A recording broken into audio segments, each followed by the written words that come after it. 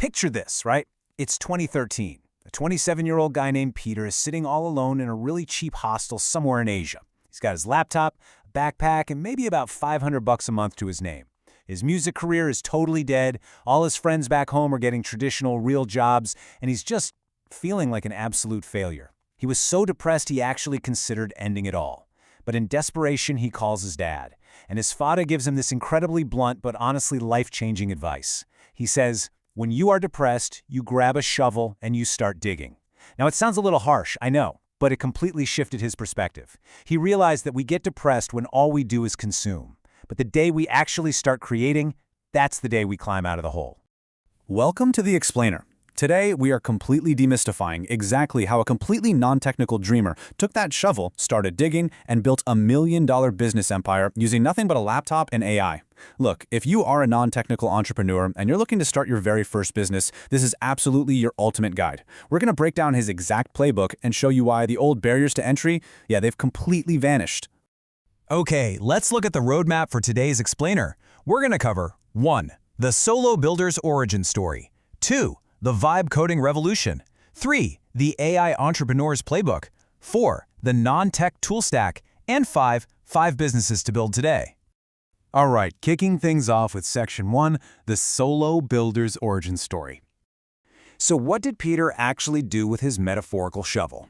Well, he grabbed his keyboard and made this wild public promise on Twitter. He committed to launching 12 startups in 12 months. That is one brand new product every single month. And you gotta keep in mind, this was 2014. Experienced developers were literally laughing at his basic beginner coding tools. And honestly, he failed, like a lot. He built a tool to pull song recommendations from emails called Play My Inbox, flop. He built YouTube analytics tools, total flop. He even built a productivity app, pardon the name, called Go Fucking Do It, which charged your credit card if you missed your goals. It went super viral, but then it just kinda died. Month after month of just very public, embarrassing failures. But then, right around mid-2014, he builds a super simple Google Sheet. It just tracked living costs, internet speeds, and safety for different cities. He slaps a paywall on it, and suddenly it's pulling in $25,000 a month. That simple sheet became Nomad List, which then naturally led to a job board called Remote OK. And by 2021, Peter was a multi-millionaire.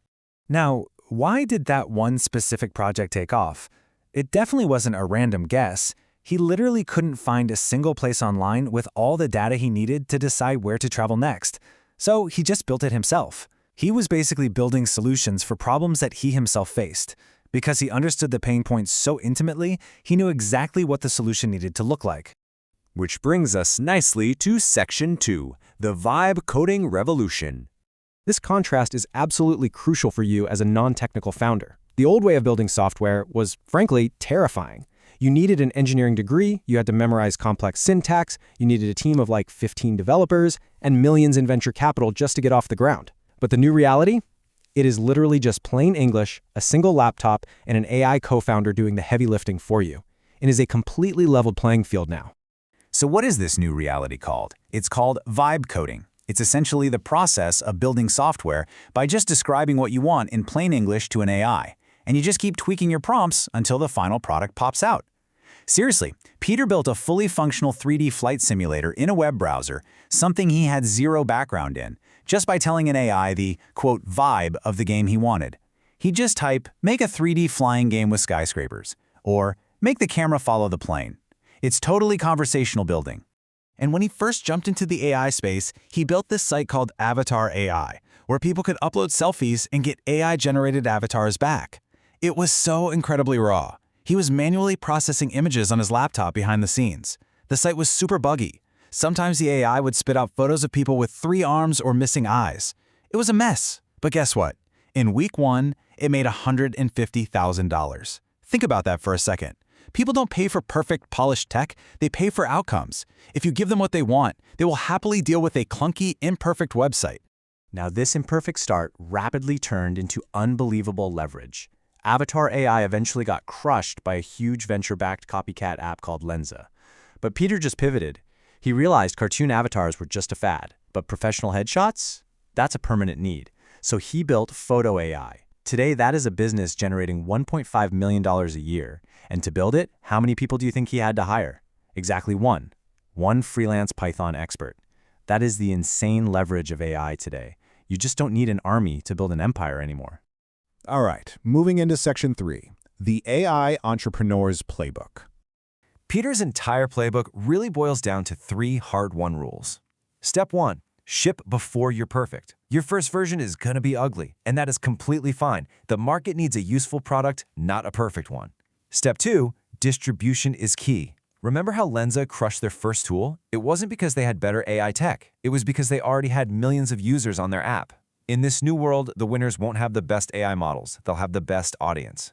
And step 3, treat AI as your actual literal co-founder. It is not just a side tool or a gimmick. It's the engine replacing those 15 engineers you couldn't afford to hire anyway. So, what does this co-founder actually look like under the hood? Let's check out Section 4, the non-tech tool stack. The modern solo builder setup is actually so simple. It just breaks down into 4 layers. Layer 1 is the brain. This is where you write your plain English prompts using tools like Cursor or Claude Code. Layer 2 is the models, the actual engines doing the thinking, like Anthropic for text or 11 Labs for voices. Layer 3 is your backend, the invisible stuff holding your data, easily handled by free or cheap platforms like Supabase and Vercel. And finally, Layer 4 is distribution, where you actually find your paying customers, whether that's X, YouTube, or your email list. You snap these 4 layers together like Lego bricks, and boom, you literally have a complete tech company.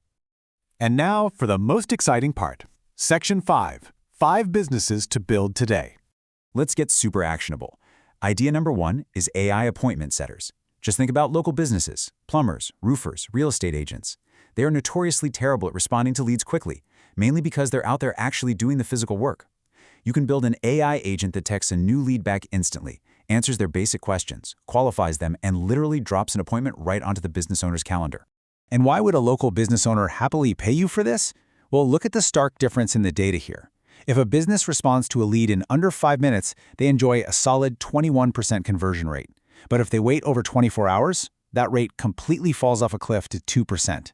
An AI appointment setter guarantees that sub-5-minute response time every single time. It is literally printing money for these small businesses. Moving on to ideas 2 and 3. First up, a product feedback analyzer. Companies have mountains of messy customer support tickets and random online reviews. You could build a tool that uses AI to instantly read all of that unstructured data and synthesize the top 3 things customers are actually complaining about. Idea 3 is a resume tailoring tool. Job seekers just paste their current resume and the specific job description they want, and your AI instantly rewrites their resume to perfectly match the corporate keywords. Now, why is that resume tool such a slam dunk? Because of this massive market gap right here. 52% of resumes are automatically filtered out by applicant tracking systems simply because they miss over half the required keywords. Perfectly qualified, amazing candidates are being blocked every day by blind corporate algorithms. Your tool acts as the golden key to unlock that door for them. People will absolutely pay you to get past that robot bouncer. Drop in our final 2 ideas now. Idea 4, an auto documentation generator. Imagine an AI tool that just quietly watches messy coding workflows and then automatically writes clean, organized documentation for the team. And idea 5, an AI shorts creator. Long-form YouTubers spend countless hours editing. You can build a tool that takes a 1-hour podcast, automatically finds the best 30-second moments, adds those snappy captions, and spits out viral TikToks instantly. To really justify that auto documentation tool, just look at this shocking statistic from Microsoft. Software developers only spend about 11% of their week actually writing code. 11%.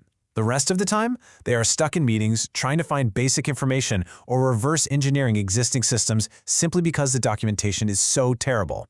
If you automate that with AI, you are giving incredibly expensive engineering teams their time back. That is massively valuable.